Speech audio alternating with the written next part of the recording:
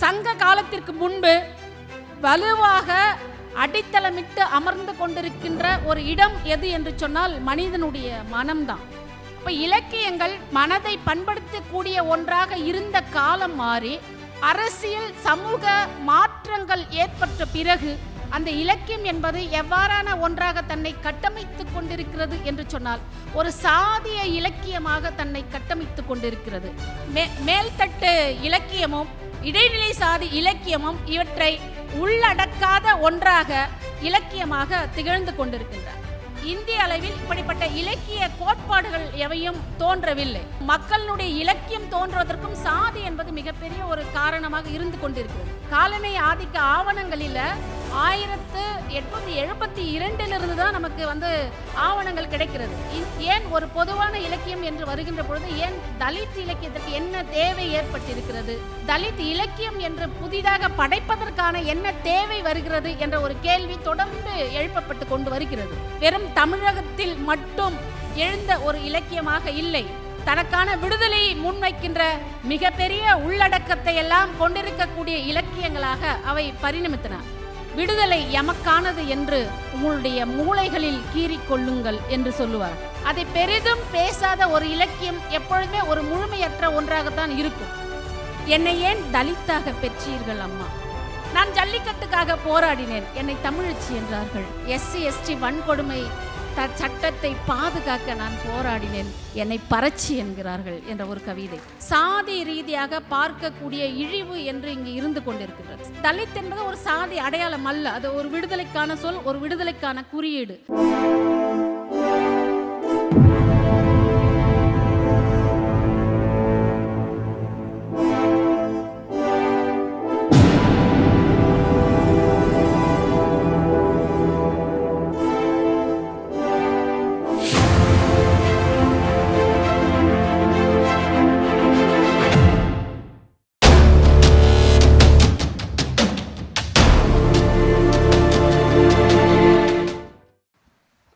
தமிழ் தேசிய மாநாடு மே 17 இயக்கம் மிக சிறப்பாக நடத்தி கொண்டிருக்கின்ற இந்த வேளையில் மே 17 இயக்கத்தினுடைய ஒருங்கிணைப்பாளர் தோழர் திருமுருகன் காந்தி அவர்களுக்கும் அசோக்குமார் அவர்களுக்கும் இந்த மாநாட்டினுடைய முதல் நாளில் இறுதி அமர்வான இந்த அமர்வில் எனக்கு முன்பு பேசி அமர்ந்திருக்கக்கூடிய தொல்லியல் அறிஞர் நண்பர் அமர்நாத் ராமகிருஷ்ணன் அவர்களுக்கும் பேராசிரியர் பா ஆனந்தகுமார் அவர்களுக்கும் பேராசிரியர் நா முருகேச பாண்டியன் அவர்களுக்கும் இந்த அமர்வை ஒருங்கிணைத்து கொண்டிருக்கக்கூடிய ஓவியர் புருஷோத்தமன் அவர்களுக்கும் நேரம் கடந்து விட்டாலும் கூட இந்த அமர்வினுடைய இறுதி வரையில் அமர்ந்திருக்கக்கூடிய அருமை தோழர் ஓவியர் டார்ஸ்கி மருது அவர்களுக்கும் சற்று நேரம் முன்பு வரை இங்கிருந்திருக்கக்கூடிய என்னுடைய அருமை தோழர் புதிய விற்பன் அவர்களுக்கும் மே 17 இயக்க தோழர்களுக்கும் அதனுடைய அமைப்பை சேர்ந்தவர்களுக்கும் இங்கு வந்திருக்கக்கூடிய அனைத்து நண்பர்களுக்கும் தோழர்களுக்கும் என்னுடைய வணக்கத்தை நான் தெரிவித்துக் கொள்கின்றேன். உங்களை பார்த்தால் எனக்கு வருத்தமாக இருக்கிறது, என்னை பார்த்தாலும் உங்களுக்கு வருத்தமாகத்தான் இருக்கும்.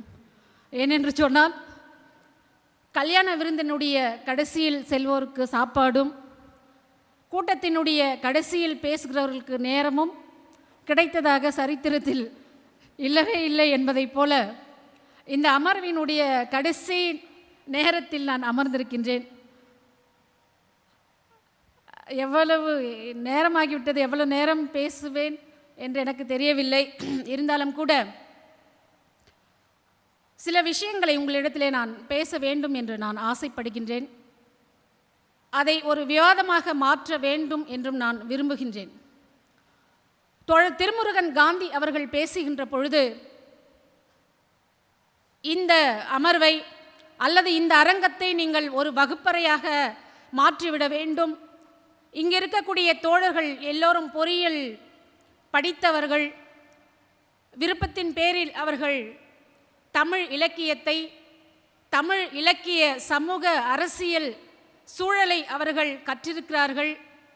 எனவே பேராசிரியர்கள் இடத்தில் ஒரு பாடத்தை கற்கும் மாணவர்களைப் போல அவர்கள் இந்த அரங்கத்திலே இருக்கிறார்கள் என்று தோழர் திருமுருகன் காந்தி அவர்கள் தெரிவித்தார்கள். நான் ஒரு ஆசிரியராக இருந்து கொண்டிருக்கின்றேன். என்னுடைய வகுப்பறையில் அல்லது தமிழ்நாட்டு பள்ளிகளினுடைய வகுப்பறையில் மாணவர்கள் எல்லோரும் ஒரு பக்கமும் மாணவிகள் எல்லோரும் இன்னொரு பக்கமும் அமர்ந்திருப்பார்கள். ஆனால் இந்த கூட்ட அரங்கிலே எல்லோரும் கலந்து ஆண்களும் பெண்களுமாக கலந்து அமர்ந்திருப்பதை பார்ப்பதற்கு மிகவும் மகிழ்ச்சியாக இருக்கின்றது. அதுதான் நாம் விரும்புகின்ற ஒரு சமூக மாற்றமும் கூட. எது இந்த சமூக ஒழுங்கு என்று கருதுகிறதோ அந்த சமூக ஒழுங்கை குலைத்து போடுவதுதான் நம்முடைய நோக்கமாக, இயக்கங்களினுடைய நோக்கமாக, அமைப்புகளினுடைய நோக்கமாக, இலக்கியங்களினுடைய நோக்கமாக இருக்க வேண்டும். சாதி என்பது அப்படி கட்டமைக்கப்பட்ட ஒரு சமூக ஒழுங்கு, மதம் என்பது அப்படி கட்டமைக்கப்பட்ட ஒரு சமூக ஒழுங்கு, அரசியல் அதிகாரம் என்பது அப்படி கட்டமைக்கப்பட்ட சமூக ஒழுங்கு. இந்த சாதி என்று சொல்லக்கூடிய, மதம் என்று சொல்லக்கூடிய, அரசியல் அதிகாரம் என்று சொல்லக்கூடிய இவற்றையெல்லாம், இந்த ஒழுங்குகளை எல்லாம் நாம் எப்பொழுது குலைக்கிறோமோ அப்பொழுதுதான் உண்மையான ஒரு மானுட விடுதலை கிடைக்கும். அதை நோக்கித்தான் இயக்கங்களாக, அமைப்புகளாக, முற்போக்கு அமைப்புகளாக நாம் முன் நகர்ந்து கொண்டிருக்கின்றோம் என்ற செய்தியோடு இந்த பேச்சை நான் தொடங்குகின்றேன். ஒரு இனம் தேசிய இனமாக உயர்வதற்கு அல்லது தன்னை உயர்த்தி கொள்வதற்கு எவையெல்லாம் தடையாக இருக்கிறதோ அவற்றையெல்லாம் ஆராய்ந்து பார்க்க வேண்டும். உலகில் உள்ள எல்லா தேசிய இனங்களும் தம்முடைய அடையாளத்தை எழுதுகின்ற பொழுது அல்லது தன்னுடைய அடையாளத்தை வெளிப்படுத்துகின்ற பொழுது அல்லது தன்னுடைய அடையாளத்தை வரையறுக்கின்ற பொழுது அவற்றிற்கு தடையாக இருக்கக்கூடிய பல்வேறு விஷயங்களை, பல்வேறு தடைகளை, பல்வேறு இன்னல்களை கண்டறிந்து அவற்றை தீர்க்கின்றவற்றை தான் முதல் பணியாக அவை தொடங்க வேண்டும். இப்போ இந்திய நாட்டில் இருக்கக்கூடிய தேசியம் என்பது தன்னுடைய அடையாளத்தை நிறுவுகின்ற பொழுது அல்லது தன்னுடைய அடையாளத்தை வெளிப்படுத்துகின்ற பொழுது அதற்கு மிக முக்கியமான ஒரு தடையாக இருக்கக்கூடிய சாதி என்னும் தடையை கேள்வி எழுப்பாமல், சாதி என்னும் அமைப்பை விமர்சனம் பண்ணாமல், அவற்றை உறவு வழியாக அல்லது குடிகள் வழியாக கடந்து போவது என்பது தற்செயலான ஒன்று என்பதை நாம் அறிந்து கொள்ள வேண்டும். இப்படி இந்த தேசியங்கள் தம்மை வெளிப்படுத்துவதற்கு தடையாக இருப்பவற்றை நாம் முதலிலே அறிந்து கொள்ள வேண்டும். அவற்றை விமர்சன பூர்வமாக நாம் அணுக வேண்டும். அதனுடைய முதல் படியாக நம்முடைய மே 17 இயக்கம் தமிழ் தேசிய மாநில மாநாட்டில் அப்படி சாதியினுடைய தோற்றம் குறித்தும் அதனுடைய வளர்ச்சி குறித்தும் தலித் இலக்கியம் குறித்தும் அதனுடைய பாடுபொருள் குறித்தும் ஒரு அமர்விலே இப்படி பேசுவதற்காக ஒரு நிகழ்ச்சியை ஏற்பாடு செய்தது உண்மையில் நான் வரவேற்கின்றேன். சங்க காலத்திற்கு முன்பு ஒரு சமூகம் என்பது எப்படி இருந்திருக்கிறது என்று சொன்னால் சாதியம் அற்ற ஒரு நிலையை அது கொண்டிருக்கிறது. இதற்கான ஏராளமான சான்றுகள் நம்முடைய சங்க இலக்கியங்களிலே இதற்கான கூறுகள் சாதி இல்லாத ஒரு சமூகமாக தமிழ் சமூகம் இருந்திருக்கிறது என்பதற்கான கூறுகளை உள்ளடக்கிய அல்லது ஆதாரங்களை உள்ளடக்கிய பலவாறான செய்திகள் நம்முடைய சங்க இலக்கியத்திலே விரவி கிடக்கின்றன. அதற்கு பிறகு ஆரியர்களுடைய வருகைக்கு பிறகுதான் சாதி என்ற ஒரு பிரிவு இங்கு தோன்றுகிறது. சாதி என்ற அடையாளம் இந்தியாவில் மிக வலுவாக கட்டமைக்கப்படுகிறது, உருவாக்கப்படுகிறது. இந்த சாதி என்ற அமைப்பு மிக வலுவான ஒரு அமைப்பாக மாறுகிறது. அப்படி ஒரு வலுவான அமைப்பாக மாறுகின்ற பொழுது இந்திய சமூகத்தில் இருக்கக்கூடிய தேசியங்கள் அந்த மாறுகின்ற பொழுது இந்திய சமூகத்தில் இருக்கக்கூடிய தேசியத்தில் இருக்கக்கூடிய பிரச்சனைகளை உணர்ந்து கொள்ளாமல் அல்லது அடையாளம் காண முடியாமல் இந்த சாதிய சமூகத்திற்கு ஆதரவாக ஒரு பேசக்கூடிய ஒரு சூழலே இங்கு உருவாகின்றது. ஏன் தமிழ் தேசியங்கள் அல்லது இந்திய தேசியம் இந்திய முழுமைக்கும் தன்னை வெளிப்படுத்தி கொள்ளுகின்ற பொழுது அந்த தேசியத்தில் இருக்கக்கூடிய மிக முக்கியமான பிரச்சனையான சாதியத்தை கடக்கிறது என்று சொன்னால் இந்திய சமூகத்தில் சாதி என்ற அமைப்பு மிக ஆழமாக மிகவும் அடித்தளத்தில் வேரூன்றி இருக்கக்கூடிய ஒன்றாக அது மாறி இருக்கின்றது. அப்போ இந்த சாதியத்தை நாம் வேறு அறுக்காமல் அல்லது இதை கேள்வி கேட்காமல் அல்லது இதை விமர்சனம் செய்யாமல் இந்தியா முழுமைக்குமான ஒரு தேசியத்தை நம்மால் கட்டமைக்க முடியுமா என்பதையும் நாம் இந்த நேரத்தில் தெரிவித்துக் கொள்ள ஆசைப்படுகின்றேன். அப்போ ஏன் இந்த தேசியம் தன்னை கட்டமைக்கின்ற பொழுது இந்த சாதியத்தை கடக்கிறது என்று சொன்னால், இந்த சாதியம் என்பது வலுவாக அடித்தளமிட்டு அமர்ந்து கொண்டிருக்கின்ற ஒரு இடம் எது என்று சொன்னால் மனிதனுடைய மனம்தான். மனிதனுடைய மனம்தான் சாதியத்தை பாதுகாக்கிற ஒரு இடமாக இருக்கிறது. அண்ணல் அம்பேத்கர் அவர்கள் சொல்லுவார்கள், சாதி என்பது ஒரு கண்ணுக்கு தெரிகின்ற ஒரு பௌதிக சுவராக இருந்தால் அதை நாம் வெட்டி வீழ்த்தி விடலாம், தகர்த்து விடலாம். ஆனால் இந்திய சமூகத்தில் சாதி என்பது ஒரு கண்ணுக்கு தெரியாத ஒன்றாக மனிதர்களுடைய மனங்களிலே அது சம்மணமிட்டு அமர்ந்து கொண்டிருக்கிறது என்று அண்ணல் அம்பேத்கர் சொன்னதைப் போல இந்த சாதிய மனோபாவம் என்பது நம்முடைய இந்திய மனிதர்களுடைய அல்லது இந்திய மக்களுடைய மனதில் அது சம்மணமிட்டு அமர்ந்து கொண்டிருக்கின்றது. அப்போ இந்த மனதிலே இருக்கக்கூடிய இந்த சாதிய விஷயத்தை எப்படி நாம் போக்குவது என்று சொன்னால், இந்த மனங்களை மாற்றுவதற்குரிய ஒரு மாற்றாக இலக்கியங்கள் திகழ்கின்றன. அப்போ இலக்கியங்கள் மனதை பண்படுத்தக்கூடிய ஒன்றாக இருந்த காலம் மாறி அரசியல் சமூக மாற்றங்கள் ஏற்பட்ட பிறகு அந்த இலக்கியம் என்பது எவ்வாறான ஒன்றாக தன்னை கட்டமைத்து கொண்டிருக்கிறது என்று சொன்னால் ஒரு சாதிய இலக்கியமாக தன்னை கட்டமைத்து கொண்டிருக்கிறது. அல்லது சாதியின் அடிப்படையில் அமைந்த அந்த வகைமைகள் எழுத்துக்களில் பிரதிகளில் ஒரு சாதிய இலக்கியமாக தன்னை கட்டமைத்து கொண்டிருக்கின்றது. அப்போ இவற்றில் எழுதப்பட்ட அந்த இலக்கியங்கள் இரண்டு வகையாக நம்ம பிரிக்கலாம்.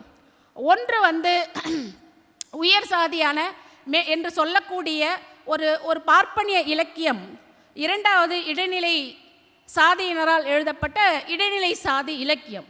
இந்த இரண்டு இலக்கியங்களுக்கு இடையே தலித்துகளுடைய இடம் என்னவாக இருக்கிறது அல்லது தலித் இலக்கியத்தினுடைய இடம் என்னவாக இருக்கிறது, இவை பேசுகின்ற விடுதலை என்ன என்று பல கேள்விகளை எழுப்பி கொண்டோமானால் இந்த மேல்தட்டு இலக்கியமும் இடைநிலை சாதி இலக்கியமும் இவற்றை உள்ளடக்காத ஒன்றாக இலக்கியமாக திகழ்ந்து கொண்டிருக்கின்றார். அப்போ இதன் காரணமாக தான் நம்ம தமிழில் மட்டுமல்ல இந்திய அளவிலேயே தலித் இலக்கியம் என்ற ஒரு புதிய வகைமை ஒன்று உருவாகிறது. இப்போ இன்னொரு விஷயத்தையும் நம்ம இந்த இடத்துல நம்ம பார்க்க வேண்டியிருக்கு. மேலை நாடுகளில் இலக்கிய கோட்பாடுகள் நிறைய 18ஆம் நூற்றாண்டினுடைய பிற்பகுதியில் இலக்கிய கோட்பாடுகள் நிறைய எழுந்தன. ஃபூக்கோவினுடைய அமைப்புவாத கோட்பாடு, நீட்சேவினுடைய கோட்பாடு, தெரிதாவினுடைய விளிம்பு நிலையில் இருக்கக்கூடியவர்கள் எல்லாம் மையத்தை நோக்கி நகர்தல் என்னும் கோட்பாடு, சிக்மண்ட் ஃப்ராய்டினுடைய பகுப்பாய்வு கொள்கை, இப்படி எஸ்ரா ஃபவுண்டினுடைய எல்லாவற்றையும் புதிதாக எழுது என்று சொல்லக்கூடிய பல இலக்கிய கோட்பாடுகள் மேலை நாடுகளில் தோன்றின. ஆனால் இந்திய அளவில் இப்படிப்பட்ட இலக்கிய கோட்பாடுகள் எவையும் தோன்றவில்லை. அப்போ இந்த இலக்கிய கோட்பாடுகள் ஏன் தோன்றவில்லை என்ற அதற்கான காரணத்தை ஆராய்கின்ற பொழுது இந்திய சூழலில் எப்படி அறிவியல் கண்டுபிடிப்புகள் அதிக அளவில் நடைபெறுவதற்கு தடையாக சாதி ஒரு காரணமாக இருந்ததோ, அதை போலவே இலக்கியங்கள் தோன்றுவதற்கும் மக்களுடைய இலக்கியம் தோன்றுவதற்கும் சாதி என்பது மிகப்பெரிய ஒரு காரணமாக இருந்து கொண்டிருக்கிறது. மேக்னாஸ் அவரை பற்றி நீங்கள் கேள்விப்பட்டிருப்பீங்க. மிக சிறந்த ஒரு விஞ்ஞானி. அவர் தலித்தாக இருக்கின்ற காரணத்தினால் அவரை பற்றிய வரலாறுகள் மிக குறைந்த அளவில் எழுதப்பட்டு 69 1945 வரைக்கும் தலித் இதழ்கள் கிட்டத்தட்ட ஒரு 14 இதழ்கள் வெளிவந்திருக்கின்றன. நீங்கள் சூரியோதயம் முதல் பூலோக வியாசன், இல்லற ஒழுக்கம், பறையன், திராவிடம், இப்படி பல இதழ்கள் தொடர்ந்து ஒரு பைசா தமிழ், மிக முக்கியமான அயோத்திதாசர் பண்டிதர் அவர்களுடைய ஒரு பைசா தமிழன் போன்ற பல இதழ்கள் எப்போ 1869 1945 வரைக்குமே இந்த இதழ்கள் தலித்துகளை பற்றி அவர்களுடைய வாழ்வியலை பற்றி பேசக்கூடிய ஒன்றாக பரிணமிக்கிறது. அப்போ 90களுக்கு பிறகுதான் தலித் எழுச்சி ஏற்பட்டது, தலித் இலக்கியத்தில் எழுச்சி ஏற்பட்டது என்று சொன்னால் அதற்கு அடிப்படையாக ஆதாரமாக இருந்தவை என்று சொன்னால் இந்த தலித் இதழ்கள் தான். இந்த முதல் தலித் இதழ் என்று பார்க்கின்ற பொழுது சூரியோதயம், அதனுடைய பிரதிகள் நமக்கு கிடைக்கவே இல்லை. ஏன்னா காலனி ஆதிக்க ஆவணங்களில் 1872 தான் நமக்கு ஆவணங்கள் கிடைக்கிறது. இந்த இதழ் 1869 வருவது, அதை பற்றி குறிப்புகள் கிடைக்கல நமக்கு. அப்போ இப்படி ஒரு தலித் இலக்கியத்தினுடைய முன்னோடியாக இந்த தலித் இதழ்கள் பேசக்கூடிய அரசியலும் சமூக சூழலும் மிக முக்கியமான அடிப்படையாக அமைந்திருப்பதை நம்ம பார்க்கலாம். ஏன் 90களுக்கு பிறகு தலித் இலக்கியத்தில் ஒரு மாபெரும் எழுச்சி வந்தது அப்படின்றத நம்ம மிக முக்கியமாக பார்க்கின்ற பொழுது, அண்ணல் அம்பேத்கர்னுடைய நூற்றாண்டுகளுக்கு பிறகு, அதற்கு முன்பதாக நிறப்பிரிகை காலத்தில் தலித் வாழ்வியல் குறித்தான மிக மிக முக்கியமான உரையாடல்களாக நிகழ்த்தப்பட்டது. அப்போ தோன்றிய ஒரு இலக்கிய வகைமை தான் நம்ம தலித் இலக்கியம் என்று சொல்கிறோம். இந்த இடத்துல உங்களுக்கு இன்னொரு கேள்வி எழலாம். இலக்கியம் என்று வருகின்ற பொழுது, ஏன் ஒரு பொதுவான இலக்கியம் என்று வருகின்ற பொழுது ஏன் தலித் இலக்கியத்திற்கு என்ன தேவை ஏற்பட்டிருக்கிறது? இலக்கியமே எல்லாவற்றையும் பேசுகின்ற பொழுது அது மண்ணை பற்றி பேசுகிறது, அரசியலை பற்றி பேசுகிறது, பண்பாட்டை பற்றி பேசுகிறது, மொழியை பற்றி பேசுகிறது, பக்தியை பற்றி பேசுகிறது, அறத்தை பற்றி பேசுகிறது, நீதியை பற்றி பேசுகிறது இலக்கியங்கள். அப்படி பேசுகின்ற பொழுது தலித்துகளினுடைய இலக்கியத்தை தலித் இலக்கியம் என்று புதிதாக படைப்பதற்கான என்ன தேவை வருகிறது என்ற ஒரு கேள்வி தொடர்ந்து எழுப்பப்பட்டு கொண்டு வருகிறது. தலித் இலக்கியம் என்பதுதான் தலித்துகளினுடைய விடுதலையை பற்றி பேசுகிறது, தலித் மக்களினுடைய வாழ்வியலை பற்றி பேசுகிறது, தலித் மக்களினுடைய வாழ்வியல் முறைகளை பற்றி பேசுகிறது, சக மனிதனை சக மனிதனாக மதிக்க வேண்டும் என்ற அறத்தை, சமூக நீதியை போதிப்பது தான் தலித் இலக்கியங்கள். அப்போ இந்த தலித் இலக்கியங்கள் என்பதை எப்படி வகைப்படுத்தலாம் என்று பார்த்தோமானால், தலித்துகளால் எழுதப்படுவது தலித் இலக்கியம் என்று பொதுவாக வகைப்படுத்தப்படுகிறது. இப்போ தலித் அல்லாதவர்கள் எழுதக்கூடிய எழுத்து தலித் இலக்கியம் இல்லையா என்ற பல்வேறு கேள்விகள் வரலாம். ஆனால் ஒரு தலித் தனக்கு இந்த சமூகம் இழைக்கப்படுகின்ற துன்பத்தை, தனக்கு நேரும் அவலங்களை, தனக்கு நேர்கின்ற அடிமைத்தனத்தை எல்லாம் பேசுக வேண்டும் என்று சொன்னால் தலித்துகளினுடைய எழுத்து என்பது நிஜத்திற்கு 100% அருகிலே இருக்கக்கூடிய ஒரு நம் தன்மையை பார்க்கின்றோம். அப்போ 90களுக்கு பிறகு இந்த தலித் இலக்கியம் என்பது வெறும் தமிழகத்தில் மட்டும் எழுந்த ஒரு இலக்கியமாக இல்லை, மாறாக அது இந்திய அளவில் ஒரு மிகப்பெரிய ஒரு எழுச்சியாக, மிகப்பெரிய ஒரு இலக்கியமாக, மக்களினுடைய குரலாக, குரலற்ற மக்களினுடைய ஒரு குரலாக, குரலற்றவர்களுடைய ஒரு குரலாக, ஒரு எதிர்ப்பு குரலாக இந்தியாவினுடைய எல்லா பகுதிகளிலும் தலித் இலக்கியம் என்பது ஒரு வாய்க்காலாக வழிந்து ஓடியது. குறிப்பாக பார்க்க வேண்டும் என்று சொன்னால் மராட்டிய இலக்கியங்கள் என்பது, அதை போலவே பல்வேறு இலக்கியங்கள். நீங்கள் பார்த்தீங்கன்னா தமிழில் எழுதப்பட்ட முதல் தன் வரலாறு அப்படின்றது K.A. குணசேகரன் அவர்கள் எழுதிய ஒரு தன் வரலாற்று நூல். மராட்டியத்தில் சரண்குமார் லிம்பாலே அவர்கள் தன்னுடைய வரலாற்று நூல். நீங்கள் கன்னடாவில் எடுத்துக்கிட்டிங்கன்னா சித்தலிங்க அவருடைய ஊரும் சேரியும் போன்ற தன் வரலாற்று நூல்களெல்லாம் நமக்கு கிடைக்கிறது. அப்போ இந்த இலக்கியங்களை நாம் எவ்வாறு வகைப்படுத்தலாம் என்று சொன்னால், இலக்கியத்திலிருந்து எவ்விதம் இவை மாறுபடுகிறது அல்லது வேறுபடுகிறது என்று சொன்னால், தலித் இலக்கியம் என்பது ஒரு சாதி ஒழிப்பு இலக்கியமாக, சாதிக்கு எதிரான ஒரு இலக்கியமாக, மாற்று சிந்தனை உடைய ஒரு இலக்கியமாக நம்ம வகைப்படுத்தலாம் அப்படின்றது என்னுடைய ஒரு எண்ணமாக இருக்குது. அது கவிதைகளாக இருந்தாலும் சரி, நாவலாக இருந்தாலும் சரி, அரசியல் கட்டுரைகளாக இருந்தாலும் சரி, சிறுகதைகளாக இருந்தாலும் சரி, 90களுக்கு பிறகு ஒரு மாற்றத்தை கோருகின்ற, தனக்கான விடுதலையை முன்வைக்கின்ற மிகப்பெரிய உள்ளடக்கத்தை எல்லாம் கொண்டிருக்கக்கூடிய இலக்கியங்களாக அவை பரிணமித்தன. தலித் கவிஞர் NT ராஜ்குமார் அவர்கள் ஒரு கவிதையிலே அவர் சொல்லுவார், இந்த ஓலை சுவடியை நாம் அல்லாதவர்கள் வாசித்து பார்க்கின்ற பொழுது தலை சுற்றும், மூளை கலங்கும், நெஞ்சு படபடக்கும், கொப்புராலம் வந்து கண் மயங்கும், எழுத்தெல்லாம் வலுவற்று போகும் என்று என் எழுத்துக்களில் என் வாதையை ஏவி விடுகிறேன் என்று NT ராஜ்குமார் வந்து அற்புதமாக ஒரு கவிதையில் சொல்லுவார். அழகிய பெரியவன் சொல்லுவார், இனி விடுதலை எமக்கானது என்று உங்களுடைய மூளைகளில் கீறிக்கொள்ளுங்கள் என்று சொல்லுவார். அப்போ இந்த இலக்கியங்கள், தலித் இலக்கியம் என்பது வெறுமனே தலித்துகளினுடைய வலியை பேசுகின்ற அல்லது தலித்துகளினுடைய அனுபவங்களை மட்டுமே பேசுகின்ற ஒன்றாக இல்லாமல், அது தலித் மக்களினுடைய பிரச்சனைகளை பற்றி மட்டும் பேசாமல், ஒடுக்கப்பட்ட அனைத்து மக்களுக்கான ஒரு இலக்கியத்தையும், குரலற்றவர்களுடைய அனைத்து குரலாகவும் ஒலிக்கின்ற ஒரு தன்மையை நாம் பார்க்கின்றோம். அப்போ இந்த இலக்கியம் என்பது ஒரு முழுமை பெறாத இலக்கியமாக நான் பார்க்கின்றேன்.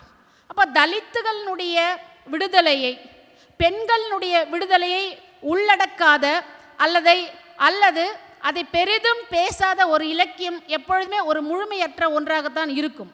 அப்போ தலித் இலக்கியம் என்பது வெறுமனே தலித்துகளை மட்டுமே பேசுகின்ற, தலித்துகளினுடைய பாடுகளை மட்டுமே பேசுகின்ற ஒன்று அல்ல. உங்களுக்கு தெரிந்திருக்கும், தலித்துகள் எல்லாவற்றிற்கும் குரல் கொடுக்கக்கூடியவர்களாக, எல்லா பிரச்சனைகளுக்கும் சென்று முன்னே நிற்கக்கூடிய ஒரு தன்மை உடையவர்களாக அவர்கள் இருந்து கொண்டிருக்கிறார்கள். ஏன்னா வலி அப்படின்றது ஒன்று தெரியும். நான் ஒரு கவிதையில் எழுதியிருப்பேன், என்னை ஏன் தலித்தாக பெற்றீர்கள் அம்மா, என்னை ஏன் தலித்தாக பெற்றீர்கள் அம்மா. அம்மா சொல்கிறாள், உன்னால் தான் உலகத்தை நேசிக்க முடியும் மகளே, உன்னால் தான் உலகத்தை நேசிக்க முடியும் மகளே. அப்போ நான் ஒரு தலித்தாக நான் இங்கே நிற்கிறேன். அப்போ நான் என்னுடைய விடுதலை மட்டும் பாடக்கூடிய அல்லது பேசக்கூடிய ஒரு ஆளாக இல்லை. ஒடுக்கப்பட்ட எல்லா சாதியிலும் இருக்கக்கூடிய, அல்லது எல்லா பிரதேசத்திலும் இருக்கக்கூடிய, அல்லது எல்லா மொழியை பேசக்கூடிய ஒடுக்கப்பட்ட பெண்களுக்காக ஒலிக்கின்ற ஒரு குரலாக நான் இருந்து கொண்டிருக்கின்றேன். அல்லது தமிழ்நாட்டிலே எழுகின்ற, அது ஸ்டெர்லைட்டாக இருக்கட்டும், அல்லது ஜல்லிக்கட்டாக இருக்கட்டும், அல்லது கெயிலாக இருக்கட்டும், அல்லது நீட்டாக இருக்கட்டும், அல்லது 8 வழி சாலையாக இருக்கட்டும், ஒலிக்கின்ற முதல் குரலாக எங்களுடைய குரல் எப்பொழுதுமே இருந்து கொண்டிருக்கின்றது. நான் ஒரு கவிதையிலே எழுதியிருந்தேன், அடையாளம் என்ற ஒரு கவிதை.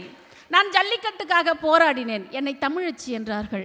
நான் நீட்டுக்கு எதிராக போராடினேன், என்னை தமிழச்சி என்றார்கள். நான் ஸ்டெர்லைட்டுக்கு எதிராக போராடினேன், என்னை தமிழச்சி என்றார்கள். நான் கெயிலுக்கு எதிராக போராடினேன், என்னை தமிழச்சி என்றார்கள். SC ST வன்கொடுமை சட்டத்தை பாதுகாக்க நான் போராடினேன், என்னை பறச்சி என்கிறார்கள் என்ற ஒரு கவிதை. அப்போ என்னுடைய அடையாளம் இங்கு என்னவாக இருக்கிறது? என்னுடைய அடையாளம் என்பது ஒரு தமிழ் அடையாளமா அல்லது ஒரு தலித் என்ற அடையாளமா என்பதை நாம் சுய பரிசோதனை செய்து பார்க்க வேண்டிய. அப்போ பொது பிரச்சனைகளுக்காக பேசுகின்ற பொழுது, அல்லது எழுதுகின்ற பொழுது, அல்லது போராடுகின்ற பொழுது இந்த சமூகம் என்னை ஒரு தமிழச்சியாக பார்க்கிறது. ஆனால் நான் எனக்காக, என்னுடைய விடுதலைக்காக, எனக்காக போராடி கொண்டு விடுவது என்னை பறச்சி என்று சொல்கின்ற இந்த சமூகம் அப்படியாக பார்க்கின்றது. அப்போ இன்னொரு கவிதையில் நான் எழுதினேன், அதை பற்றி நான் பிறகு பேசுகின்றேன். இன்னொன்று, தீட்டு அப்படின்ற ஒரு விஷயம் காலையிலேருந்து நிறைய முருகேச பாண்டியன் அவர்கள் பேசுகின்ற பொழுது கூட தீட்டு என்ற ஒரு பேசினர்கள், தோழர் முகமது அவர்கள் பேசுகின்ற பொழுது கூட அசாமில் இருக்கக்கூடிய ஒரு கோவிலில், காமாக்கினி என்ற கோவிலில் பிரசாதமாக கொடுக்கப்படுகிறது என்று பேசினார்கள். அந்த காமாக்கினி கோவிலில் இருக்கக்கூடிய அந்த தெய்வம் என்ன தெய்வம் அப்படின்னா, பெண்ணினுடைய உறுப்பு தான் தெய்வமாக வணங்குறாங்க.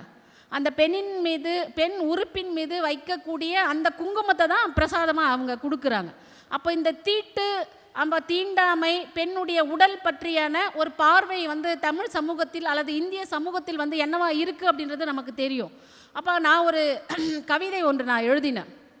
என்ன கவிதை என்று சொன்னால், தீண்டப்படாத தெரு, தீண்டப்படாத சாலை, தீண்டப்படாத கிணறு, தீண்டப்படாத காற்று, தீண்டப்படாத இரத்தம், தீண்டப்படாத சிலை, தீண்டப்படாத சேரி, தீண்டப்படாத காற்று, தீண்டப்படாத நீர், தீண்டத்தகும் நம் உடல் அப்படின்னு ஒரு கவிதை எழுதியிருந்தேன்.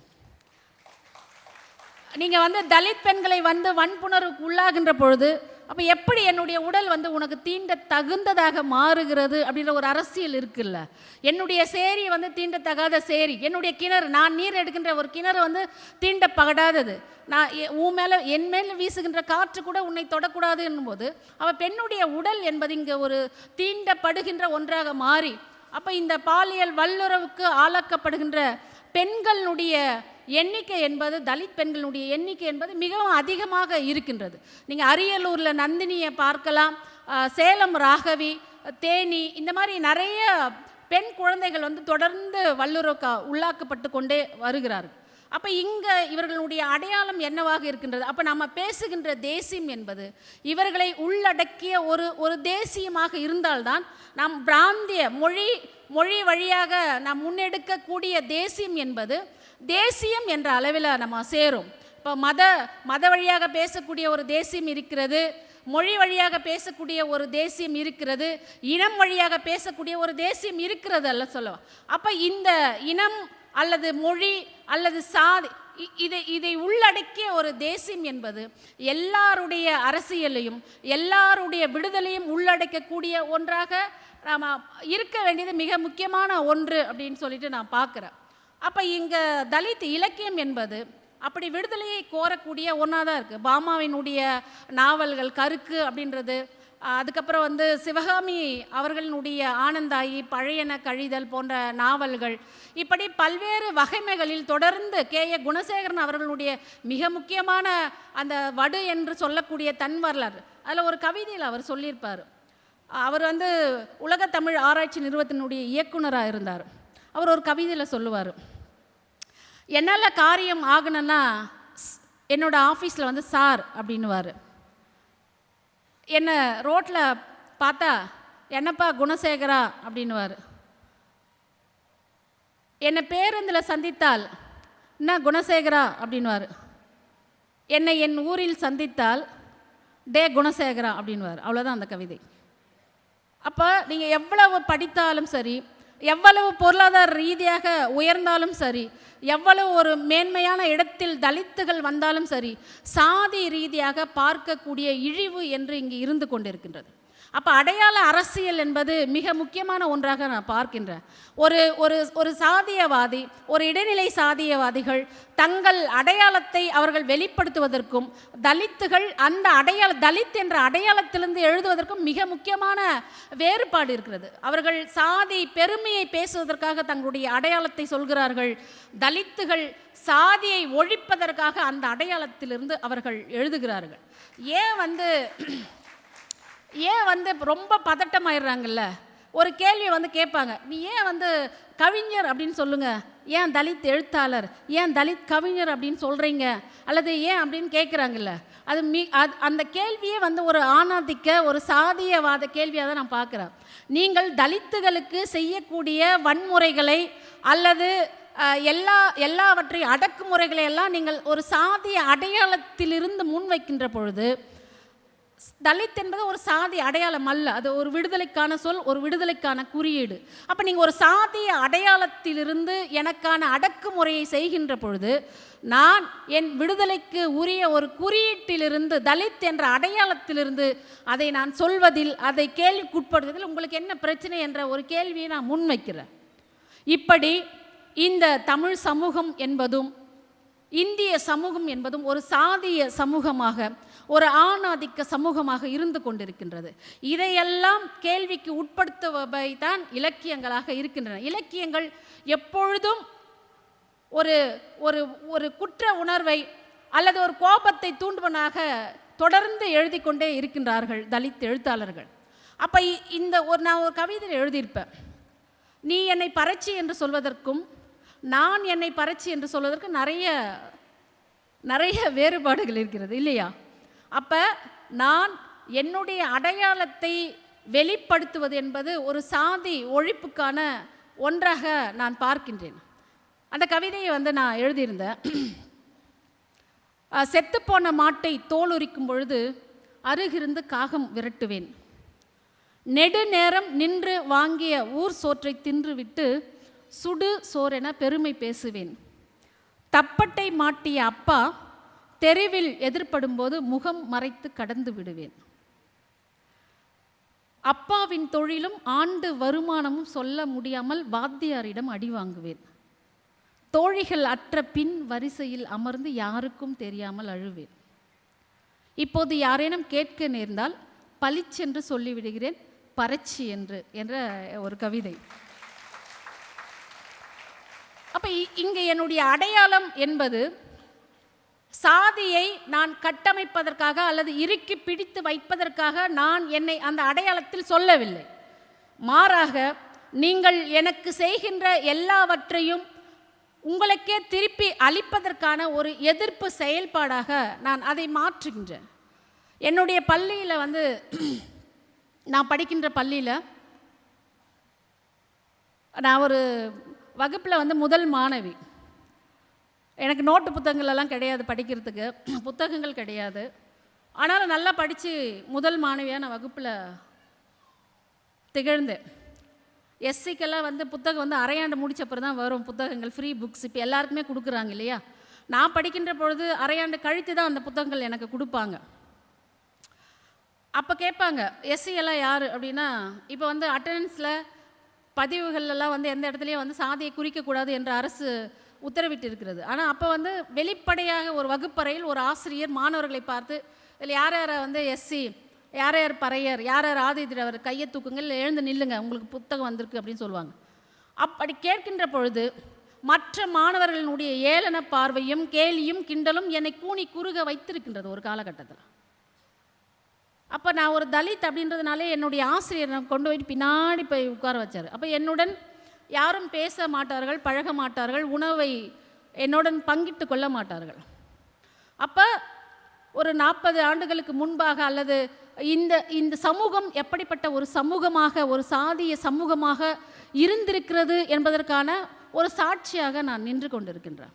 இப்போ எந்த பள்ளியில் எந்த வகுப்பறையில் என்னுடைய ஆசிரியர் என்னை பின்னாடி போய் உட்காரு அப்படின்னு சொன்னாரோ, அதே பள்ளியில் அதே வகுப்பறையில் நான் இன்றைக்கி ஒரு ஆசிரியராக வேலை பார்க்குறேன். அப்போ இந்த சமூகம் எதை சொல்லி என்னை இழிவுபடுத்துகிறதோ அல்லது எதை சொல்லி என்னை ஒரு இந்த சாதிக்குள்ளாக இருக்க வைக்க பார்க்கிறதோ அதையெல்லாம் மீறி அவற்றையே திருப்பி செலுத்துகின்ற அல்லது அவற்றை கேள்வி கேட்கின்ற ஒரு இடத்துல இன்னைக்கு தலித்துகள் வந்திருக்கிறார்கள் என்று சொன்னால் அதற்கு காரணமாக இருப்பவை தலித் இலக்கியங்கள், தலித் எழுத்துக்கள், தலித் முன்னோடிகள் தான். அப்போ எனக்கு எங்கிருந்தது இந்த மாதிரியான ஒரு தைரியம், இந்த மாதிரியான ஒரு மிகப்பெரிய உற்சாகம், படிப்பதற்கான ஒரு உற்சாகம் எங்கிருந்து வந்தது என்று சொன்னால், இதற்கு முன்பு எழுதியிருக்கக்கூடிய ஒரு இலக்கியங்களை, தலித் இலக்கியங்களை அல்லது தலித் ஆளுமைகளை பற்றி நான் தெரிந்து கொண்ட காரணத்தினால்தான் என்னுடைய வாழ்க்கையை நான் அப்படி என்னுடைய வாழ்வியலாக அமைத்து கொண்டேன். அப்போ தலித்துகளினுடைய வாழ்க்கையில் சந்தோஷமே இல்லையா அப்படின்னு வெறும் சோகம் மட்டும்தானா? ஏன் எப்பொழுதும் கழிவிறக்கத்தை கோருபவையாக, சுய இரக்கத்தை கோருபவையாக உங்கள் இலக்கியங்கள், உங்களுடைய கவிதைகள், உங்களுடைய நாவல்கள் இருக்கின்றன என்று நீங்கள் ஒரு கேள்வியை எழுப்பலாம். ஆனால் தலித் இலக்கியங்கள் என்பவை வெறும் இரக்கத்தை கோருகின்றவை மட்டும் அல்ல. அது வாசிக்கின்றவர்களுக்கு ஒரு உண்மையை சொல்லுகின்ற, ஒரு நம்பிக்கையை ஏற்படுத்துகின்ற ஒரு படைப்பாக தலித் படைப்புகள் எப்பொழுதுமே திகழ்ந்து கொண்டிருக்கின்றன. என்னுடைய கவிதைகள்லாம் நீங்கள் வாசித்து பார்த்தீங்கன்னா ஒரு சுய இரக்கம் கூட கிடையாது. அடித்து நொறுக்கிட்டு போயிட்டே இருப்போம். நீங்கள் கயர்லாஞ்சில் பார்த்தீங்கன்னா ஒரு பிரியங்கா என்று சொல்லக்கூடிய ஒரு பெண், பொருளாதாரத்தில் மிகவும் தன்னிறைவு பெற்ற பயலால் போட்மாங்கே அப்படின்ற ஒரு குடும்பம். அந்த குடும்பத்தில் இருக்கக்கூடிய பிரியங்காவை அவர்கள் நிர்வாணமாக்கி அவளுடைய பிறப்பிறப்பில் துறடு சொருகி அவளை அந்த கிராமத்தில் இருக்கக்கூடிய உயர் ஜாதியினர் என்று சொல்லக்கூடிய அவர்கள் எல்லோருமே அந்த கூட்டு வல்லுறவு செய்து அவர்களை கொலை செய்து போட்ட பொழுது நான் ஒரு கவிதை எழுதினேன். அந்த கவிதையில் கூட அது கண்ணீரை வரவழைக்காத ஒரு கம்பீரத்தை தரக்கூடிய ஒரு கவிதையாக இருக்கும். அந்த கவிதையில் வந்து நான் கடைசியாக இப்படி முடிச்சிருப்பேன். என்னுடைய யோனியில் சொருகிய கம்பின் உச்சியில் குருதியின் நிறத்தோடு பறக்கும் விடுதலையின் பதாகை என்ற ஒரு வரியை நான் எழுதியிருப்பேன். நீ என்னை மண்ணுக்குள்ளே புதைத்தாலும் கூட நீ என்னுடைய யோனியில் எந்த கம்பு ஊன்றினாயோ அந்த கம்பின் உச்சியிலே கூட நான் விடுதலையினுடைய பதாகையை குருதியின் நிறத்தோடு பறக்க விடுவேன் என்று அதை வாசிக்கிறவர்களுக்கு கூட ஒரு நம்பிக்கை தருகின்ற ஒன்றாகத்தான் இந்த தலித் இலக்கியம் என்பது இதுவரை நடந்து கொண்டிருக்கு. அப்போ இந்த தலித் இலக்கியம் எதனுடைய ஒரு நீட்சியாக இருக்கிறது என்று சொன்னால் ஒரு பௌத்தத்தினுடைய நீட்சியாக, புத்தரினுடைய கொள்கைகளை சொல்கின்ற ஒன்றாக அல்லது பரப்புகின்ற ஒன்றாக, அம்பேத்கரினுடைய தாக்கம் மிகுந்த ஒன்றாகத்தான் இந்த தலித் இலக்கியம் இன்று வரைக்கும் ஏற்படுகிறது. அது ஏற்படுத்திய தாக்கம் மிக அதிகம். ஏனென்று சொன்னால் வெறும் தலித்துகள் மட்டுமே தலித் கருத்துக்களை தலித் படைப்புகளை மட்டும் வாசித்து கொண்டிருக்காமல் தலித் அல்லாதவர்களையும் சமீப காலங்களில் சாதி பற்றிய ஒரு உரையாடலை அமைப்பதற்கும், சாதியை பற்றிய ஒரு கலந்துரையாடல் செய்வதற்கும், அல்லது சாதியை ஒழிப்பதற்கான இப்படிப்பட்ட மாநாடுகளில் ஒரு அமர்வை ஏற்பாடு செய்வதற்குமான ஒரு விழிப்புணர்வு ஒன்று தோன்றி இருக்கிறது என்று சொன்னால் அது தலித் இலக்கியத்தினுடைய பாதிப்பு என்ற அடிப்படையிலே நான் பேசிக்கொண்டிருக்கின்றேன். மூன்றாவதாக கடைசியாக சொல்லி நான் நிறைவு செய்கின்ற ஒன்று இருக்கிறது. காலையிலிருந்து நீங்கள் கேட்டுக்கொண்டிருக்கலாம். பல்வேறு விஷயங்கள் குறித்த செய்திகளை அறிஞர்கள் உங்களிடத்திலே பேசியிருக்கிறார்கள். நண்பர் பக்தவச்சல பாரதி அவர்கள் மானுடவியலாளர் அவர்கள் பேசுகின்ற பொழுது நான் வரவில்லை. அவர்களுடைய தலைப்பு என்னவென்று சொன்னால் தமிழ் சூழலில் சாதியும் அதனுடைய தோற்றம் என்ற தலைப்பில் அவர் உரையாடி இருப்பார், அல்லது சாதிக்கு முன்பு பின்பு என்ற தலைப்பில் அவரை உரையாடி இருக்கக்கூடும். இந்தியாவில் சாதிகள், அதனுடைய தோற்றம், அதனுடைய அமைப்பு, அதனுடைய இயங்கியல் என்ற ஒரு ஆய்வு கட்டுரையை அண்ணல் அம்பேத்கர் அவர்கள் தன்னுடைய 1916 வந்து அமெரிக்காவில் இருக்கக்கூடிய கொலராடோ பல்கலைக்கழகத்தில் ஒரு ஆய்வுக்காக எழுதிய ஒரு கட்டுரை அது. அதில் இந்தியாவினுடைய சாதிகள் எப்படி தோற்றம் பெற்றிருக்கின்றன, அது எப்படி வளர்ந்து வருகிறது என்று மிக ஒரு அற்புதமான ஒரு ஆய்வு அறிக்கையாக அதை வெளியிட்டிருப்பார். அண்ணல் அம்பேத்கர் அவர்கள் வந்து சாதியை பற்றி சொல்கின்ற விஷயம் 2 தான். அகமன முறையே சாதியம் அப்படின்றத அவர் தன்னுடைய ஆய்வு கட்டுரையில் வந்து அவர் வந்து வெளியிடுகின்றார். அகமன முறையே சாதியம் அப்படின்னு வெளியிடுறாரு. அப்போ நான் ஏற்கனவே சொன்ன மாதிரி ஏன் தலித் இலக்கியம் என்ற ஒரு வகைமை வந்தது என்று சொன்னால், இலக்கியங்கள் எல்லாமே மேலெழுந்த வாரியாக, இப்போ நான் சொன்னேன் அந்த இடைநிலை சாதிகள் எழுதக்கூடிய ஒரு இலக்கியமாக இருக்கட்டும், அல்லது சோக்கால்டு அவர்கள் எழுதக்கூடிய இலக்கியமாக இருக்கட்டும், அந்த சாதி அமைப்புக்கு காரணமான வெறும் மேலோட்டமான அரசியலை பேசக்கூடிய ஒரு இலக்கியமாக தான் இருந்தது. இப்போ இவ்வளோ பேர் எழுதியிருக்கோம், தமிழ்நாட்டிலையும் சரி இந்தியாவிலும் சரி, தலித்துகளும் தலித் இலக்கியங்களும் அவ்வளோ பேர் எழுதி எழுதி எழுதி நம்ம கடந்து இந்த நிலையை வந்து எட்டியிருக்கிறோம்ல. ஆனாலும் தமிழகத்தில் அல்லது இந்தியாவில் நாம் நினைக்கின்ற தலித் அரசியல் விடுதலையை எட்டியிருக்கிறோமா என்று சொன்னால் இல்லை என்பது தான் என்னுடைய ஒரு பொருளாக இருக்கிறது. அப்போ இவ்வளவு எழுதி கடந்திருக்கிறோம்ல, கடந்த 200 நூற்றாண்டுகளாக ஒரு தலித் இலக்கியம் எழுதி உருப்பெற்று வந்திருக்கிறது என்று சொன்னால் ஏன் அதற்கான ஒரு அரசியல் விடுதலைக்கான ஒன்று இங்கே ஏற்படவே இல்லை. இப்போ வேங்கை வயலில் பார்த்தீங்கன்னா குடிக்கிற தண்ணி தொட்டியில் வந்து மலம் கலந்துருக்குறாங்க. இன்னும் கூட நம்மளால் அது வந்து கண்டுபிடிக்க முடியல. நீங்கள் விழுப்புரம் கடலூர் மாவட்டத்தில் போனால் பார்த்தீங்கன்னா தலித்துகளை வந்து பஞ்சாயத்து காலில் விழ சொல்லி மன்னிப்பு கேட்கின்ற ஒன்று இப்போவும் இருக்குது. நீங்கள் சுடுகாட்டுக்கு வந்து இறந்து போனால் பாதையெல்லாம் பொது பாதை கிடையவே கிடையாது. அப்போ தலித்துகள் தங்களுடைய இறந்த அந்த சவத்தோடு வந்து சாலைகளில் அதை போட்டு போராட்டம் செய்யக்கூடிய அல்லது மறியல் செய்யக்கூடிய சூழல் தான் வந்து இன்றைக்கும் இருக்குது. இப்போ சமீபத்தில் வந்து தலித்துகள் வந்து ஒரு கோவிலில் நுழைஞ்சாங்க அப்படின்றதுக்காக அந்த கோயிலை விட்டுட்டு வேறு கோயிலை கட்டியிருக்காங்க. என்ன மாதிரியான ஒரு சூழலில் வாழ்ந்துட்டு இருக்கிறோம். இது வந்து துக்கத்தோடு சொல்கிறதா இல்லை சிரித்து சொல்கிறதான்ற எனக்கு தெரியல. தலித் ஒரு ஆலய நுழைவு என்பது, ஒரு ஆலயம் என்பது, ஒரு கடவுளை தொழுதல் என்பது ஒரு பொதுவானது. அப்போ தலித்துகள் அந்த கோயிலுக்குள்ளே நுழைஞ்சாங்க என்பதற்காகவே ஆதிக்க சாதியினர் அந்த கோயிலை விட்டு நீயே எடுத்துக்கிட்டான்னு சொல்லிட்டு வேறு இடத்துல ஒரு நிலம் பார்த்து கோயிலை கட்டி போகிறாங்க அப்படின்னு சொன்னால், அப்போ இந்த தமிழ் சமூகம் எப்படி ஒரு சாதியத்தில் தன்னை இறுக்கமாக கட்டி வைத்து கொண்டிருக்கின்றது, நெகிழ்வுத்தன்மை இல்லாமல் இருக்கிறது என்பதையே நம்ம வந்து பரிசோதனை பண்ணி பார்க்க வேண்டிய ஒரு காலகட்டத்தில் இருக்கிறோமா இல்லையா? அப்போ ஏன் இது நடக்குது? அப்போ இயக்கங்கள், அமைப்புகள் எல்லாம் இதை எப்படி பார்க்கின்றன? அரசியல் கட்சிகளெல்லாம் வேங்க வயல் விஷயத்தையோ இல்லை அது சுடுகாடு, இப்போ சுடுகாடு ரெட்டை சுடுகாடு தான். உங்களுக்கு இன்னொரு விஷயமும் சொல்கிறேன். நான் வந்து ஆசிரியராக இருக்கிறேன், கிட்டத்தட்ட நல்ல சம்பளம் வாங்குகிறேன், படிச்சிருக்கிறேன். நான் இது வரைக்கும் நான் சேரியில் தான் இருந்துகிட்ருக்கேன். நான் ஒரு கவிதை எழுந்தேன், வீடு திரும்புதல் அப்படின்னு சொல்லிட்டு. நம்ம முற்போக்கு பேசுகிறோம், மேடையில் பேசுகிறோம், நீயும் வர நானும் வரேன், பேசுகிறோம். மக்கள் எல்லாம் நம்முடைய கருத்துக்களை கேட்குறாங்க, கைத்தட்டுறாங்க, கூட்டம் முடியுது, கலைஞ்சி போகிறாங்க. நான் சேரிக்கு செல்கிறேன், நீ ஊருக்கு போகிறாய் அப்படின்னு ஒரு கவிதை எழுதியிருந்தேன். இன்னும் தான் அப்படி தான் இருக்குது. நான் இந்த மீட்டிங் முடிச்சுட்டு நான் இப்போ எங்கே போனால் சேரிக்கு தான் போகணும்ல. வருத்தமாக தான் இருக்குது, ரொம்ப வருத்தமாக தான் இருக்குது. அப்போ நான் வசிக்க கிராமங்கள் தான் வந்து சாதியை தக்க வைக்கக்கூடிய மனிதனுடைய மனம் சாதியை எப்படி தக்க வைக்குதோ அதே மாதிரி இந்திய சமூகத்தில் சாதியை தக்க வைக்கிற மிகப்பெரிய ஒரு இடமாக வந்து இன்றைக்கும் கிராமங்கள் இருந்துகிட்ருக்கு. நகரத்தில் கூட நம்ம வீடு கிடச்சிடும், ஆனால் கிராமங்கள் தான் சாதி அப்படியே பிடிச்சி வச்சுருக்கு. அப்போ நான் என்னுடைய கிராமத்தில் இப்போவும் சேரியில் தான் இருக்கேன். நான் செத்து போனால் என்னுடைய பிணம் வந்து சேரி சுடுகாட்டுக்கு தான் போகும், ஊர் சுடுகாட்டுக்கு போகாது.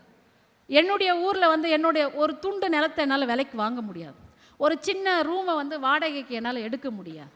அப்போ இந்த மாதிரி ஒரு சாதிய சமூகமாக இருந்து கொண்டிருக்கிற ஒரு சூழலில் இப்போ நம்முடைய பங்கு, ஏன்னா சாதியோடு இருக்கின்ற சமூகம் எப்போ ஆரோக்கியமான ஒரு சமூகமாகவே இருக்காதில்ல.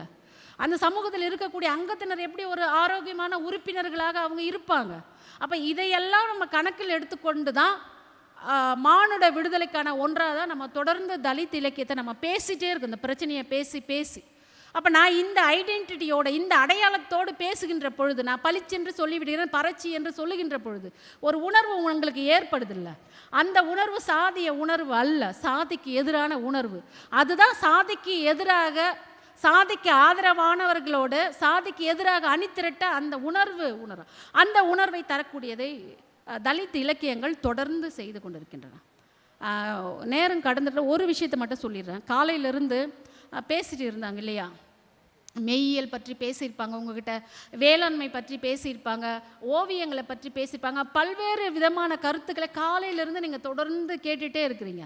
அப்போ அதில் மிக முக்கியமானது வந்து பார்த்திங்கன்னா திணை கோட்பாடு பற்றி தெரியணும்னு நீங்கள் வந்து இலக்கியத்தை வந்து ஒரு பாடமாக எடுத்து படிக்கணும்னு கிடையாது. நீங்கள் 10ஆம் வகுப்பு வரை திணைகளை பற்றி படிச்சிருப்பீங்க. அதில் சில கருத்துக்களை நான் வந்து சொல்லிவிட்டு என்னுடைய உரையை நான் வந்து முடிக்கலான்னு நினைக்கிறேன். ஏன்னா எனக்கு தொல்காப்பியரை வந்து ரொம்ப பிடிக்கும். ஏன்னா தொல்காப்பியர் வந்து வடவேங்கடம் முதல் குமரி வடை இடைப்பட்ட அந்த நிலப்பகுதியை தான் வந்து தமிழ் பேசும் நிலப்பகுதி தான் தமிழகம் அப்படின்னு பிரிக்கிறாரு. அந்த மொழி பேசக்கூடிய மக்களை வந்து தமிழர்கள் என்று சொல்கிறார். அப்போ இந்த தொல்காப்பியர் வந்து நிலங்களை 5 வகையாக பிரிக்கிறார். குறிஞ்சி, முல்லை, மருதம், நெய்தல், பாலை ஏன்னா 5 பிரிச்சிட்டாரு. இந்த ஐவகை நிலங்களுக்கும் 14 கருப்பொருள், அது தெய்வம், ஊர், நீர், பறை, தொழில், பூ, அந்த மாதிரி விலங்கு, அந்த மாதிரி நிறைய ஒரு 14 வரும். அப்போ இந்த தொல்காப்பியர் இந்த தமிழ் நிலப்பரப்பை எத்தனை முறை குறுக்கும் நெடுக்காகவும் கடந்து, இந்த குறிஞ்சின்னா இந்த பூ தான், இந்த பறவை தான், இந்த விலங்கு தான், இந்த ஊர் தான், இந்த இதுதான், இந்த பறை தான், இந்த பண்தான் என்று ஒவ்வொரு நிலத்திற்கும் அவர் என்ன பண்ணுறாருன்னா கருப்பொருளை வந்து வகைப்படுத்துகிறார். குறிஞ்சின்னா முருகன் தான் தெய்வம், முல்லைன்னா திருமால் தான் தெய்வம் அப்படின்னு. காலையில் தோழருடைய உரையை வந்து நான் கேட்கல, ஆனால் என்ன பேசினார் அப்படின்னு நான் கேட்டேன். அப்போ வந்து பண்டமாற்று முறை, ஒவ்வொரு திணைக்கும் வந்து பண்டமாற்று முறைகளில் வந்து உணவுப் பொருட்களை மாற்றிக்கொள்கிறார்கள். அப்போ இந்த இடத்துல வந்து பார்த்திங்கன்னா உழைப்பை வந்து மருத நிலத்தில் உழைப்பை வந்து பண்டமாக மாற்றுறாங்க அப்படின்றது பார்க்குறோம். அப்போ இப்படி இருந்த சங்க காலத்தில், அல்லது சங்க காலத்துக்கு முந்தைய தொல்காப்பியனுடைய காலத்தில், அதற்கு பிறகான காலத்தில் வந்து 5 நிலமாக இருந்தது இல்லையா? இது எந்த காலத்தில், யாருடைய காலத்தில், அல்லது எப்பொழுது, அல்லது யாருடைய மனநிலையில், அல்லது யாருடைய விருப்பத்தில் குறிஞ்சி என்பது சேரி குறிஞ்சியாகவும் ஊர் குறிஞ்சியாகவும் மாறியது? முல்லைத்திணை என்பது எப்பொழுது ஊர் ஊர் முல்லையாகவும் சேரி முல்லையாகவும் மாறியது. இப்படி 5 வகையான நிலம் என்பது இப்பொழுது 10 வகையான திணையாக 10 வகையான நிலமாக பிரிஞ்சு கிடக்குது. இது தெரியலையா உங்களுக்கு? அப்போ நான் என்னுடைய இடம் இங்கே என்னவாக இருக்கிறது, என்னுடைய தொழில் என்பது இங்கே என்னவாக இருக்கிறது அப்படின்னு பல கேள்விகள் இருக்குது. இதெல்லாம் நிறைய பல மணி நேரம் பேசக்கூடிய ஒன்று. இப்போ இந்த பறைக்கு வருவோம். இப்போ தொழிலின் அடிப்படையில் தான் சாதி தோன்றியது என்று சொன்னால், தொல்காப்பியர் சுட்டுகின்ற பறை வந்து நிறைய படை, ஏறுகோட்பறை, தொண்டகப்பறை, மீன்கோட்பறை, துடி, இப்படி பல்வேறு பறைகளை வந்து தொல்காப்பியர் சுட்டுகின்றார். அந்த தொல்காப்பியர் சுட்டிய அந்த காலத்தில் அப்போ வந்து யாருமே இல்லைல்ல. நீங்கள் குறிஞ்சி அப்படின்னா குறவன் குறத்தியர் தான். அப்போ வந்து சேரி ஊர் என்று பிரிபடாத ஒரு காலம். முல்லை அப்படின்னா வந்து ஆயர் ஆட்சியர் தான். மருதம் என்றால் உழவன் உழத்தியர் தான். நெய்தல் என்றால் நுழைச்சியர் நுழைஞர், பரதவர் பரத்தியர் தான். இப்போ பாலை அப்படின்னா அங்கே வசிக்கக்கூடிய மக்கள் எயினர் எயிற்றியர் தான். அப்போ இந்த நிலங்கள் பொதுவாக இருந்தது, உணவு பொதுவாக இருந்தது, பறை பொதுவாக இருந்தது, பண் பொதுவாக இருந்தது, விலங்குகள், உண்ணக்கூடிய நீர்நிலைகள் எல்லாமே பொதுவாக தான் இருந்ததில்ல. தொல்காப்பியர் மாதிரி ஒரு சமூக நீதி பேசின ஒரு ஆளை நான் வந்து பார்த்ததே கிடையாது. அப்படி எல்லாருக்கும் பொதுவாக பிரித்து விட்டு போயிருக்கிறார். அப்போ 5 நிலத்திற்கும் பொதுவான அந்த பறையை யார் ஒன்றா அடிக்கலாம். நீங்கள் குறிஞ்சியில் வந்து என்ன பறையோ அந்த பறையை வந்து யார் வேண்டுமானாலும் அடிக்கலாம். அப்போ எந்த காலத்தில் பறையை அடிப்பவர்கள் பறையர்கள் என்று ஒடுக்கப்பட்டார்கள் அப்படின்ற ஒரு மிகப்பெரிய ஒரு கேள்வி எழுதில்லை நமக்கு. அப்போ இப்போ பறையை நம்ம அடிக்கிறோம். பறையர்கள் அப்படின்னு இழிவுபடுத்துறாங்க. பறை இழிந்த ஒரு கருவி. ஏன் பறையை வந்து இழிந்த கருவி அப்படின்னு சொல்கிறோம் அப்படின்னா, திரும்ப இந்த பசு அரசியல் தான் பேச வேண்டியிருக்கு. தீட்டு தீண்டாமை. இப்போ பசுவினுடைய தோல் வந்து புனிதமற்றது, பசுவினுடைய இறைச்சி வந்து புனிதமற்றது. ஆனால் பசுவினுடைய தோலிலும் பசுவினுடைய இறைச்சிலும் ஊறி வருகின்ற நெய்யும் தயிரும் வந்து புனிதமானது. என்ன ஒரு அபத்தமாக இருக்குது. கறியில் மாட்டுக்கறி வந்து ரொம்ப தீட்டானதா, மாட்டுக்கறி வந்து இழிவானது. ஆனால் அந்த கறிக்குள்ளாகவே ஊறுகின்ற நெய்யையும் பாலையும் சாப்பிடுகின்ற பார்ப்பனர் வந்து உயர்வானவர்கள், அந்த சக்கையை சாப்பிட்ற பறையர்களும் புலையர்களும் வந்து இழிவானவர்கள் அப்படின்ற இந்த அரசியல் இருக்குல்ல. அப்போ இந்த தோல் வந்து இழிவானது, இந்த தோலால் கட்டப்பட்ட பறை இழிவானது. அப்போ இந்த பறையை அடிக்கின்ற பறையர்கள் இழிவானவர்கள் என்ற ஒரு கருத்தாக்கம் தோழர் காலில் சொன்னார். மெய்யியல் அப்படின்ற ஒரு மெய்யியல் என்ற ஒரு சொல் இல்லையா? அந்த மெய்யியலுக்கு நான் இன்னொரு மாற்று ஒரு சொல்கிறேன். உள்மெய். உள்மெய், மெய்ன்றது உடல், உண்மையும் கூட. அப்போ உடலினுள் இருக்கக்கூடிய ஒன்று, அந்த அறத்துக்கு தான் வந்து நம்ம மெய்யின்னு சொல்கிறோம். அப்போ உடலினுள் இருக்கக்கூடிய அந்த எளிமையான அறத்திற்கு தான் உள்மெய். மெய்யினுள்ளே, உடலினுள்ளே இருக்கக்கூடிய மெய். அப்போ இந்த விஷயங்களெல்லாம் நம்ம பார்க்கின்ற பொழுது, அப்போ பறை என்பது பொதுவாக இருந்த ஒன்று. இப்போ ஏன் ஒரு குறிப்பிட்ட ஒருத்தருக்கு வந்து அது பிரித்து வைக்கப்பட்டிருக்கிறது, அவர்கள் இழிவாக பார்க்கப்படுகிறது அப்படின்றது அது நீங்கள் புரியும். இப்பொழுது பறை என்பது யாருக்கான ஒன்றாக மாறி இருக்குது அப்படின்றத நீங்கள் பாருங்கள். பறையை வந்து இழிவான ஒன்று. நீங்கள் வந்து நான் வடர்காடு மாவட்டத்தில் பள்ளிகொண்டா கிருஷ்ணசாமி எல்லாம் வந்து பறை தொழில் வந்து பறை அடிக்கிறது வந்து இழிவானது, பறை கருவி இழிவானது என்று சொல்லி ஒரு இடத்துல குமிச்சு போட்டு கொளுத்தின வரலாறுலாம் வடர்காடு மாவட்டங்களில் உண்டு. ஆனால் தலித்துகள் பறையை வந்து ஒரு விடுதலைக்கான ஒரு கருவியாக, பறை இசையை விடுதலைக்கான ஒரு இசையாக மீட்டு இந்த இடத்துல வந்து கொண்டு வந்து நிறுத்தியிருக்காங்க. ஒரு தலித்துகள், நீ என்னை எதை இழிவுபடுத்துகிறாயோ அதையே வந்து நான் உயர்வானதாக, என்னோட விடுதலைக்கான ஒரு கருவியாக நான் பறைய வைக்கிறேன் அப்படின்னு கொண்டு வந்து வச்சுருக்காங்க. நான் ஒரு கவிதையை எழுதினேன். என் மூதாதையரிடம் கேட்கின்றேன், என் கைகளில் கொலைக்கருவியை விடுத்து பறைக்கருவியை ஏன் வைத்தீர்கள்? என் மூதாதையரிடம் கேட்கின்றேன், என்னுடைய கைகளில் பறைக்கருவியை விடுத்து கொலைக்கருவியை விடுத்து ஏன் பறைக்கருவியை வைத்தீர்கள்? என் மூதாதையர் பதில் சொல்கிறார்கள், பறைக்கருவிதான் கொலைக்கருவி மகளே. பறைக்கருவிதான் ஆதிக்கத்தை வேறறுக்கின்ற கொலைக்கருவி மகளே என்று என்னுடைய மூதாதையர் சொல்கிறார்கள். அப்போ மாட்டுக்கறி வந்து உங்களுக்கு இழிவானது, மாட்டுத்தோல் இழிவானது, அதை உண்கின்ற மக்கள் இழிவானவர்கள் என்ற நிலையிலிருந்து தலித்துகள் தங்களை தாங்களே தங்களுடைய இலக்கியத்தின் மூலமாக, தங்களுடைய மெய்யியல் மூலமாக, தங்களுடைய உள்மை மூலமாக தங்களை மீட்டெடுத்து இந்த இடத்துல கொண்டு வந்து வைக்கின்ற பொழுது அந்த பறை கருவியை, விடுதலைக்காக நாங்கள் உயர்த்துகின்ற கருவியை கைப்பற்றுகின்ற ஒரு நிலை இப்போ இருக்குது. இப்போ தலித்துகள் கூட யாரும் வந்து பறையை அடிக்கிறதில்ல. பறை அடிப்பவர்கள் யார் என்று சொன்னால் வேறுவாக இருக்கிறார்கள். அப்போ இங்கே உண்மையான பறையர்கள் என்பவர்கள் யாராக இருக்கிறார்கள்?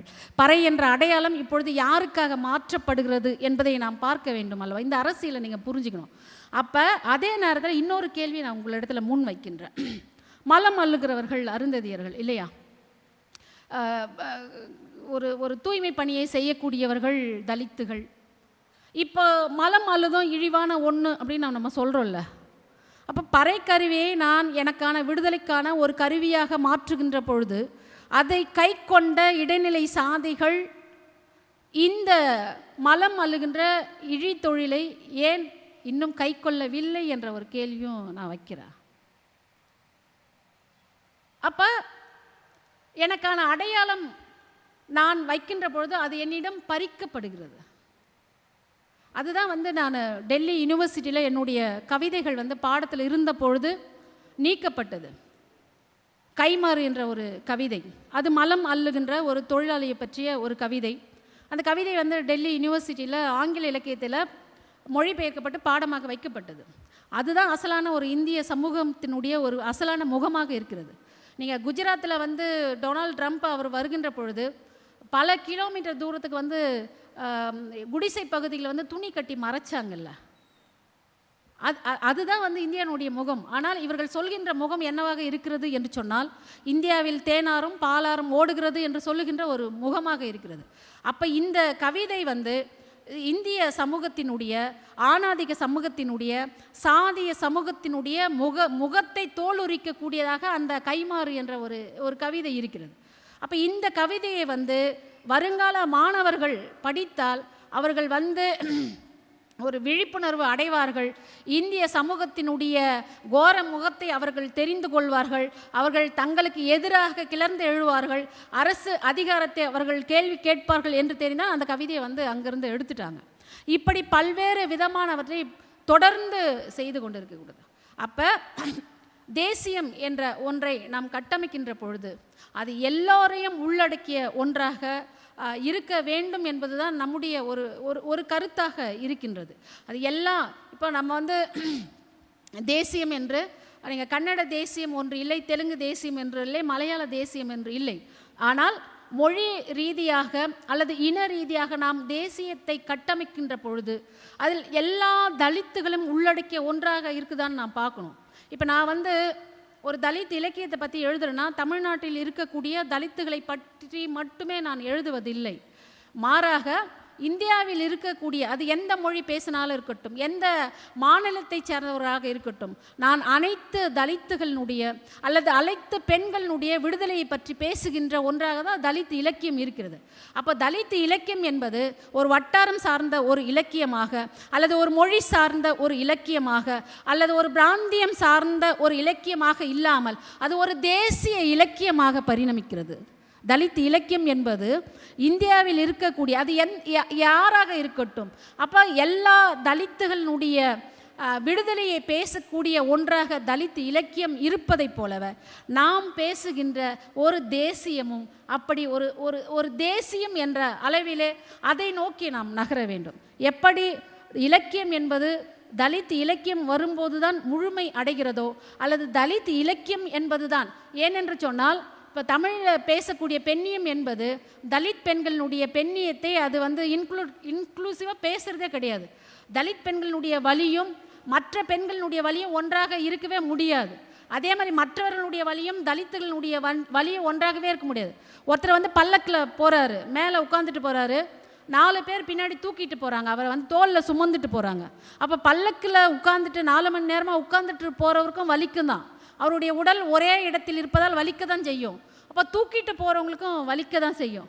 அப்போ பல்லக்கில் உட்கார்ந்து கொண்டு போகிறவனுடைய வலியும் அவரை தூக்கி கொண்டு போகிறவனுடைய வலியும் சமமா என்றால் இல்லை. அப்போ நம்ம யாருடைய வலியை நாம் பேச வேண்டும், முதன்மையாக யாருடைய வலியை பேச வேண்டும் என்று சொன்னால் அதை தூக்கி சுமக்கின்றவர்களுடைய ஒரு வலியை தான் நம்ம பேச வேண்டி இருக்குல்ல. அதுதான் இலக்கியத்திற்கும் தலித் இலக்கியத்திற்கும் பெண்ணியத்திற்கும் தலித் பெண்ணியத்திற்குள்ள வேறுபாடு.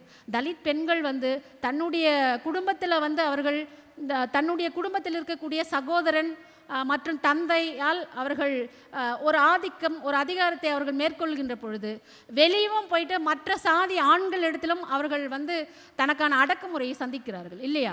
அப்போ படிநிலை அதிகார படிநிலை என்பது கூடுதலாக தலித் பெண்களுக்கு அதிகமாக இருக்குது. அப்போ தலித் பெண்களுடைய வலியை பற்றி இந்த சமூகத்திலே நாம் அதிகமாக பேச வேண்டியிருக்கிறது, அதிகமாக உரையாட வேண்டியிருக்கிறது. அதை போலவே தலித்துகளுடைய விடுதலைக்காக தலித்துகளுடைய வலிக்காக அவர்களுடைய மாண்புக்காக நாம் அதிகமாக இன்னும் இந்த பயணத்தில் இயக்கங்களுடைய பயணத்தில் அமைப்புகளுடைய பயணத்தில் தலித் இலக்கியத்தில் இம்மாதிரியான உரையாடலில் நாம் அதிக பயணிக்க வேண்டியதாக இருக்கிறது. மானுட விடுதலை என்பது வெறும் தலித்துகளுக்கான விடுதலை மட்டுமன்று, தலித் பெண் விடுதலை என்பது வெறும் தலித் பெண்களுக்குமான விடுதலை மட்டுமன்று, மாறாக அது ஒட்டுமொத்தமாக அடக்குமுறைகளை ஒடுக்குமுறைகளை சந்தித்து கொண்டிருக்கின்ற உலகத்தில் உள்ள எல்லா ஒட்டுமொத்த மக்களுக்குமான ஒன்றாகத்தான் அந்த இலக்கியம் இங்கே திகழ்ந்து கொண்டிருக்கின்றது.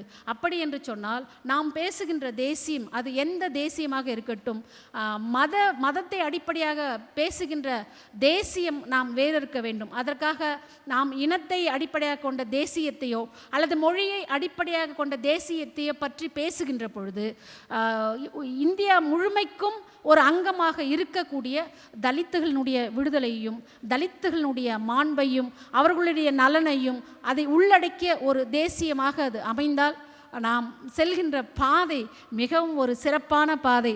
அது ஒட்டுமொத்தமான ஒரு மக்களுக்கான விடுதலையை தரக்கூடிய ஒரு தேசியமாக இருக்கும் என்று சொல்லிக்கொண்டு அப்படிப்பட்ட நகர்வை இந்த தமிழ் தேசியம் தன்னை முன்னகர்த்தி செல்லும் என்ற நம்பிக்கையோடு உங்களிடத்திலிருந்து விடைபெறுகின்றேன். நன்றி, வணக்கம்.